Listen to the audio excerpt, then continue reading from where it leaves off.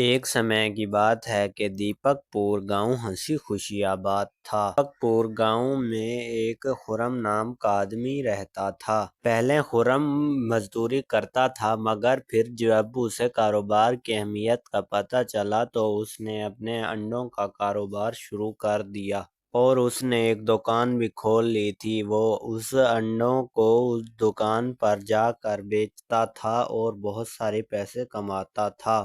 اس کے پاس ایک دن اس کا مخالف چندو آیا۔ اس نے پوچھا کہ تمہارے پاس انڈے ہیں؟ تو خرم خوش ہو گیا کہ آج مجھ سے میرا مخالف انڈے لینے آیا ہے۔ چندو خرم سے کہتا ہے کہ خرم میاں، میرے پاس انڈے ختم ہو گئے ہیں، مجھے تم انڈے دے دو۔ تو خرم خوش ہو کر کہتا ہے کہ ہاں، یہ لے لو، میرے پاس بھی بیچنے کے لیے ہی انڈے ہیں، پھر بھی میں نے کسی نہ کسی کو تو انڈے بیچنے تھے۔ اس دن صبح سویرے خرم سارا سامان بیچ کر آ جاتا ہے۔ خرم اس دن بہت خوش ہوتا ہے کہ اس نے سارا سامان بیچ دیا ہوتا ہے۔ خرم چلتے چلتے ادھر اپنے گھر پہنچ جاتا ہے۔ وہ اپنے گھر کے کمرے میں آتا ہے اور ادھر بیٹھ جاتا ہے۔ تھوڑی دیر بیٹھنے کے بعد وہ اپنے بیڈ پر وہیں سو جاتا ہے۔ وہ تھک چکا ہوتا ہے۔ وہ صبح اٹھتا ہے اور اپنے کمرے سے باہر آتا ہے اور کہتا ہے کہ آج میں بہت سارے انڈے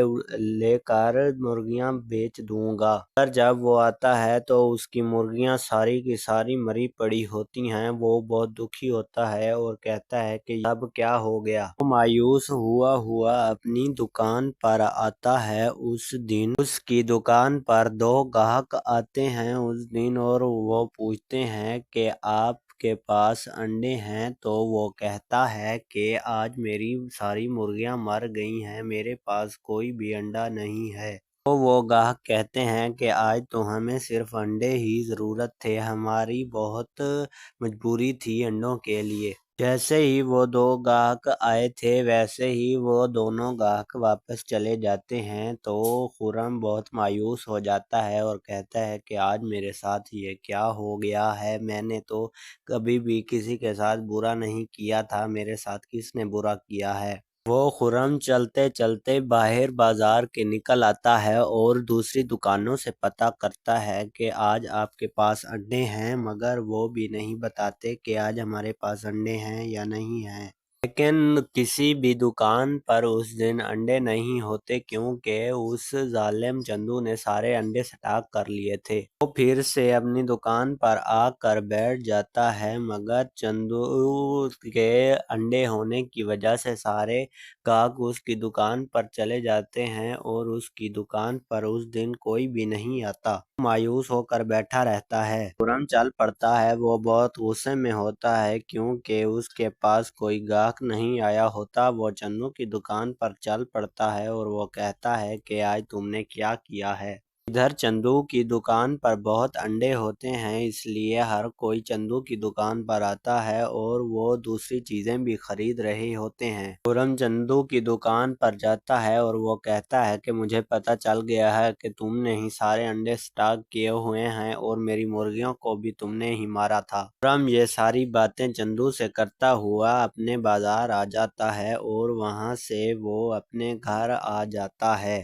وہ اپنے گھر کے کمرے میں آ کر بیٹھ جاتا ہے اور پھر تھک کر سو جاتا ہے۔ خرم دنیا داری سے مایوس ہو کر ایک جنگل کی طرف نکل آتا ہے۔ وہ ایک ڈراؤنی غار کے باہر پہنچتا ہے۔ اسے پتہ نہیں ہوتا کہ یہ خطرناک غار ہے۔ غار کی دوسری طرف خرم کو ایک درخت نظر آتا ہے۔ وہ تھک چکا ہوتا ہے، اس لیے وہ اس درخت کے نیچے آ کر بیٹھ جاتا ہے۔ تھک جانے کی وجہ سے اس درخت کے نیچے سو جاتا ہے اور لمبا سفر کرنے کی وجہ سے وہ ایک گہری نیند میں پہنچ جاتا ہے، جہاں اسے اچھے اچھے خواب دیکھنے لگتا ہے۔ خرم ایک ایسے درخت کے نیچے سویا ہوا ہوتا ہے جس کو دوپہر پر اس درخت پر سونے کے انڈے اگتے تھے۔ وہ ایک جادوئی پرندہ آتا اور اس درخت پر سارے سونے کے انڈے جو بھی لگے ہوتے وہ انہیں اتار کر اپنے ساتھ لے جاتا تھا۔ مگر اس دن وہ جادوئی پرندہ ان انڈوں میں سے ایک انڈے کو بھول کر وہیں چھوڑ جاتا ہے اور وہ زمین پر گر جاتا ہے، سونے کا انڈا۔ خرم وہ سونے کا انڈا دیکھ کر خوش ہو جاتا ہے اور کہتا ہے کہ اب میری قسمت بدلے گی اور اب میں خوش رہ سکوں گا۔ خرم اس سونے کے انڈے کو اپنے ساتھ اٹھاتا ہے اور چل پڑتا ہے وہاں سے جہاں سے اس نے وہ انڈا اٹھایا ہوتا ہے۔ خرم وہ انڈا لے کر اپنے گھر کی طرف آ جاتا ہے اور آ کر وہ انڈا اپنے گھر کے بستر پر رکھ دیتا ہے۔ تو یوں وہ انڈا اس کے ساتھ اس کی بیڈ پر پڑا رہتا ہے۔ خرم سوچتا ہے کہ اب میں تھک چکا ہوں، اس لیے وہ خرم سونے کی تیاری کر لیتا ہے اور وہ انڈا اسی بیڈ پر پڑا رہتا ہے۔ صبح ہوتے ہی خرم اس سونے کے انڈے کو اٹھاتا ہے اور وہ بیچنے کے لیے اسے سونار کی دکان پر لے جاتا ہے۔ خرم اس انڈے کو سونار کے پاس بیچ دیتا ہے اور سونار خرم کو پیسے واپس دے دیتا ہے اور وہ کہتا ہے کہ یہ انڈے کے بدلے میں ہیں۔ وہ خرم وہ پیسے لے لیتا ہے خوش ہو کر۔ اب خرم اس انڈوں کے پیسوں سے اپنی دکان مکمل طور پر بھر لیتا ہے، اشیاء سے اور انڈوں سے، اور خرم اپنے لیے ایک بڑا سا گھر لے لیتا ہے جس میں وہ خوشی سے رہنے لگتا ہے۔